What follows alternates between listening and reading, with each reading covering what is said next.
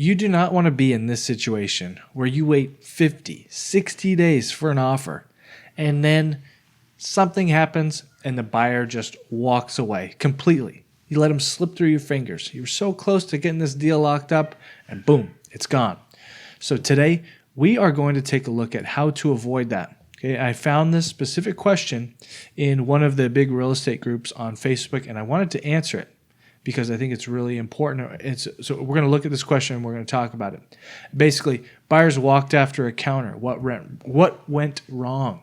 Here's the full question, right? So my sellers got an offer. This was a question somebody had posted in the Facebook group. My sellers got an offer. We countered on the buyer agent commission 2.25% instead of the 3% that came in on the offer. They walked, meaning the buyers just walked. Is it right for the buyer agent to just have the clients walk just because of my compensation?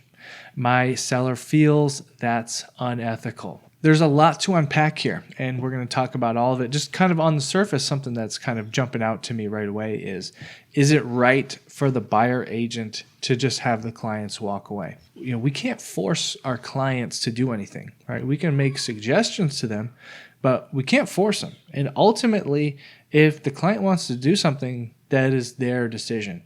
And a lot of times I think agents will get really caught up in this. Like they think that they're the ones making the decisions, right? Like a lot of times, I've sent an email or something, making a request, and immediately the agent fires back, "Oh, we're not doing that. We're not doing this." Okay, well, did you talk to your client about it? Or is this coming from you, or is this coming from your client, right? So it's like, I think people that do that, I think this agent probably does that, and this is kind of like, mirroring where they're saying that, they just let their clients walk away. Clients can do whatever they want. Okay. And I've actually been on both sides of this situation, and it's not a good thing. It's not a good thing to happen, right? I've been on the side where I've advised clients that made an offer and the other person just completely walked. And I've also had my clients be the ones to completely walked away. It all comes down to negotiating, and this is the key right here: understanding when you have the leverage. Okay, the time that my clients walked away, it was totally fine, right? And I didn't advise them against walking away in this particular situation because in our situation, we truly were the ones with the leverage, same as this situation right here. I don't know if you understand what's going on in the real estate market currently, but the average time to get a house under contract is really long, right? And especially here in Florida, the average time to get a house under contract is like 70 days, 50 to 70 days, depending on which city you're in, okay? So it is a really long time. Typically, if you're just sitting on the market, right? If you're just sitting there on the market after 20 whatever something days comes in and you get an offer in, you should be thinking really long and hard about what exactly you're countering at all, because it's like, that's all you got, right? That's the only thing that you've gotten. And, last thing you want to do is scare that fish away, right? When you're so close to getting that fish on, you don't want to scare them away. Okay, so you need to understand when you have the leverage, when it's okay to start asking for things, and when you need to let your clients know, like, hey, I understand this is not the ideal situation, Mr. and Mrs. Seller, and I totally understand you want to get the most amount of money for your home, but unfortunately, this is all we have, and you need to get moving into, you need to move to your new state, or you need to get going so you can take that new job. We may have to just see what we can do to make this work. Okay, so the other note I have on here is practice communicating current market conditions to your seller. It's kind of like what I was just doing a second ago. Mr. and Mrs. Seller, just wanted to let you know the average time that a house is going under contract is taking about 50 days, right?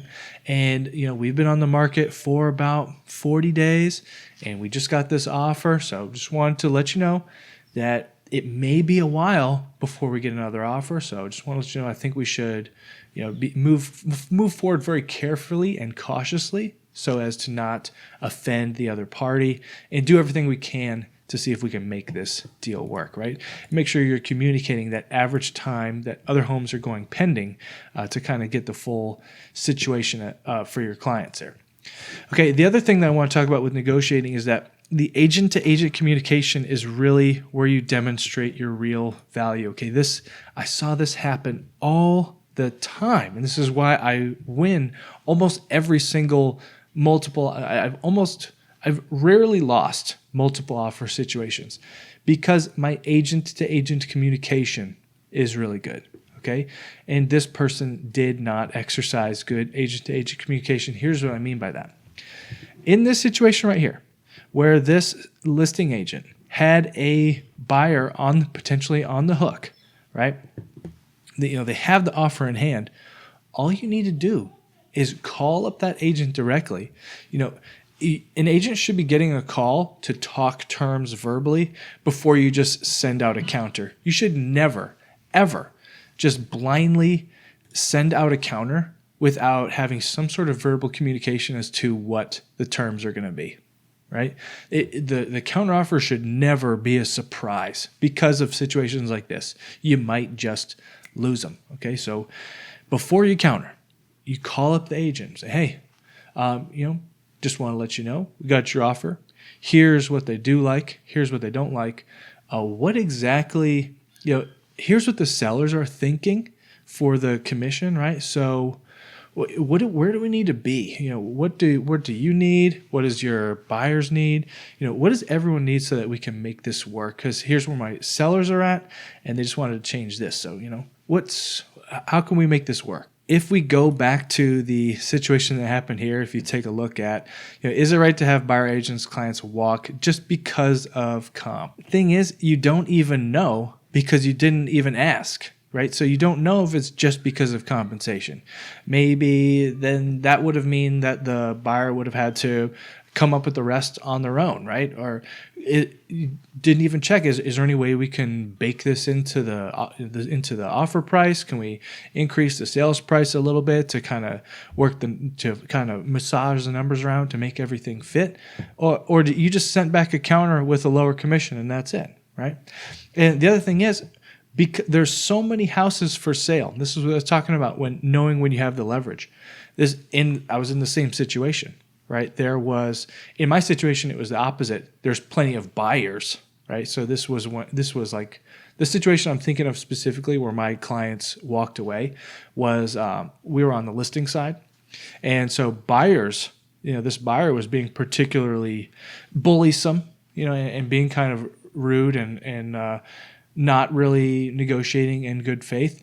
And the seller said, look, we can, go. You can't have this house. You want to be rude about it? We'll go and get someone else. And, sure enough, shortly after, we get another offer, right? Because that was the current market situation. That was the current market conditions where offers were coming in like crazy, right? So we know if an offer comes across and we don't like it, we'll just go get another one. Same with this thing. If you have a buyer agents, they have the power right now, right? Because there's so much for sale. So let's get to the last part of the question there. Essentially, can the buyers just walk? Is it ethical for the buyers to just walk? Yes, of course. Yes, it is ethical for the buyers to just walk. If they don't want to have, if they don't want your particular house under your terms and conditions, you can't force them to buy your house, right? That's the opposite of that. It's kind of a silly question. Your sellers feel it's unethical because they just walked away instead of countering. Well, they don't have to buy their house, right? And the flip side of that is, so if it's either unethical or they have to buy the house, right? No, it's obviously not. It's totally fine if they don't want to buy the house. The last little tidbit I have for you is that I think it's really important to understand and communicate to your client when you're going to do something that might offend the other party and what the potential possibilities there are. Earlier I said that one of the times I had a client walk away, we were totally fine because we had the leverage. But there was another situation where I had a client where we did not have the leverage. Okay, it was around the same time, maybe a year later, and it was in the same market conditions where there's a multitude of buyers and, a decent amount of homes for sale. And I had a client who really wanted to just put in a low ball offer on this house. And I said, look, we can put in this offer, but I just want to let you know that this home has not been sitting on the market very long. There's a lot of buyers out there right now, and there's a good probability that submitting this offer will offend the seller to a point where they don't even want to work with us anymore, and they just tell us to go away. And my client said, no, they'll counter, so just submit the offer, and then they're going to counter, and it'll be fine. And I said, okay. I did my part. I said, all right, here's what I think is going to happen, but okay, I'm doing what you want. I'm going to submit the offer. It was a really lowball offer. And the seller told us to screw off. And they said, we're not even going to counter. We don't want to work with you at all because it was such an offensive offer. And I said, okay, and thing is, I'm not going to say, oh, I told you so. I told you so. It's just one of those situations where you say, hey, to my client, hey, that's okay. We'll just keep looking and, we'll see what else is out there. But obviously deep down, it was great because I knew I was right. Yeah, I was right. Anyway, I hope that was helpful for you, and let me know if you enjoyed this video. If you have any other good questions, make sure you put them down in the comments. I'm going to start making a lot more videos here soon, just kind of answering all your questions because I see tons of great questions, and I don't see a lot of good answers to them. Okay, so anyways, let me know down in the comments what you think, and I hope to see you in the next video. Have a great day.